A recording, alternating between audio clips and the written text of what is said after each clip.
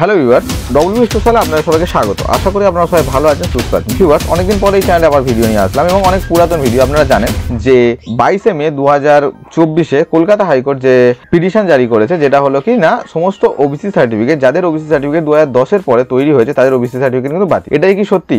দেখুন, আমি এই ভিডিওতে যেই টপিকগুলো নিয়ে আলোচনা করবো তার মধ্যে সবচেয়ে ইম্পর্টেন্ট টপিক যেটা, যে 2010 পরে সার্টিফিকেট সমস্ত ওবিসি সার্টিফিকেট কি ক্যান্সেল? না, এমনটা না, সবার ক্যান্সেল না। সেটা নিয়ে আমি বিস্তারিত আলোচনা করবো।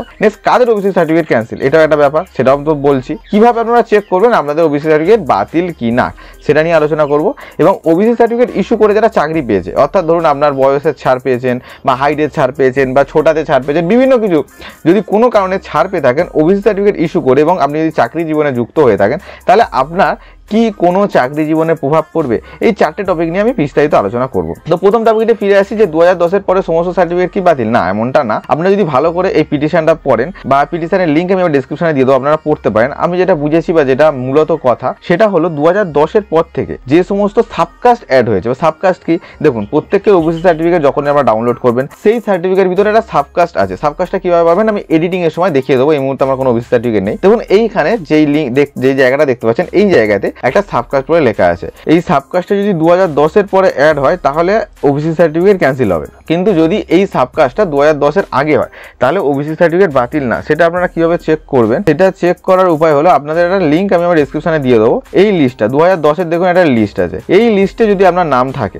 ধরুন এই লিস্টে এমন সাবকাস্ট আছে যেই সাবকাস্টটা আপনার অ্যাড আছে, তাহলে কিন্তু আপনার ওবিসি সার্টিফিকেট বাতিল না।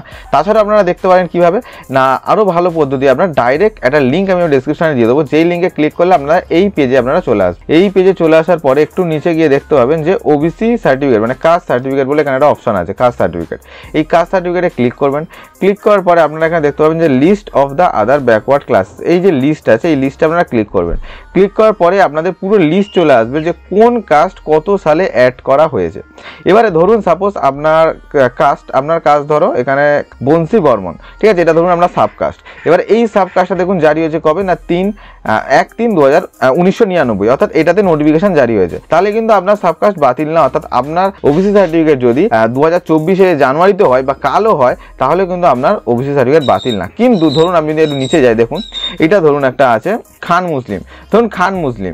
এবার এই খান মুসলিমের সাবকাস্ট কবে অ্যাড হয়েছে দেখুন, এখানে যে নোটিফিকেশন ডেট আছে যে 29/2/2016 একটা ডেট আছে, এখানে আমার একটা ডেট আছে 11 মে 2012। তাহলে বোঝা যাচ্ছে যে এই যে ক্যাটাগরির মধ্যে আছে এখান থেকে ধরুন এই যে 109 নম্বর থেকে 143 নম্বর পর্যন্ত টোটালটা কিন্তু আপনার 9/2012 9/2013 এর মধ্যে পড়ছে। তাহলে কিন্তু আপনার যদি এর মধ্যে থেকে কোনো সাবকাস্ট আপনি যুক্ত হয়ে থাকেন তাহলে কিন্তু আপনার ওবিসি সার্টিফিকেট বাতিল হতে পারে।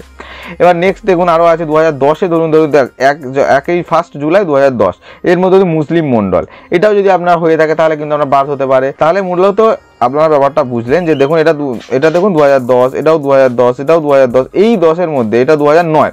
এবার দেখুন 2009 মধ্যে একটা মুসলিম ক্যাটাগরি আছে, এগুলো কিন্তু ক্যান্সেল না। যদি আপনার সাবকাস্ট 2010 পর থেকে হয় বা 2010 থেকে হয় তাহলে কিন্তু আপনার ক্যান্সেল হবে। বোঝা গেছে? তাহলে কি কভার করলাম, প্রথমে বলে দিলাম যে আপনার কাস্ট ক্যান্সেল কিনা, এটা হয়ে গেছে। আপনি কীভাবে চেক করবেন সেটাও বলে দিলাম। আমি ডাইরেক্ট পিডিএফ এর লিঙ্ক আমি ডিসক্রিপশনেও দিয়ে দেবো। তাছাড়াও এই যে লিঙ্কটা আমি দিয়ে দেবো, এই লিঙ্ক থেকে আপনারাও চেক করতে পারেন কীভাবে আপনার সাবকাস্ট ক্যান্সেল হচ্ছে কিনা। আর নেক্সট ক্যান্সেল ইস্যু, দেখুন চাকরি জীবনে আপনার কোনো রকম প্রভাব পড়বেন না। যারা চাকরি পেয়ে গেছে, কলকাতা হাইকোর্টে যদি পিটিশনটা আমরা ভালো করে পড়েন, এখানে সম্পূর্ণটা লেখা আছে, আপনারা পড়তে পারেন। বাট এখানে লেখা আছে যদি আপনারা কোনোভাবে চাকরি জীবনে যুক্ত হয়ে থাকেন তাহলে আপনার কোনো রকম প্রবলেম হবে না। এরপর থেকে অর্থাৎ 2024 মে যেই তারিখে আপনার পিটিশনটা জারি হয়েছে সেই দিনের পর থেকে যদি আপনি কোনো চাকরি পান তাহলে কিন্তু সমস্যা হতে পারে। তার আগে আপনার চাকরি জীবনে কোনো রকম সমস্যা কিন্তু হবে না। 22 মে 2024 আগে কোনো রকম সমস্যা হবে না। তাছাড়া ক্রিস্টাল ক্লিয়ার আপনার হলো।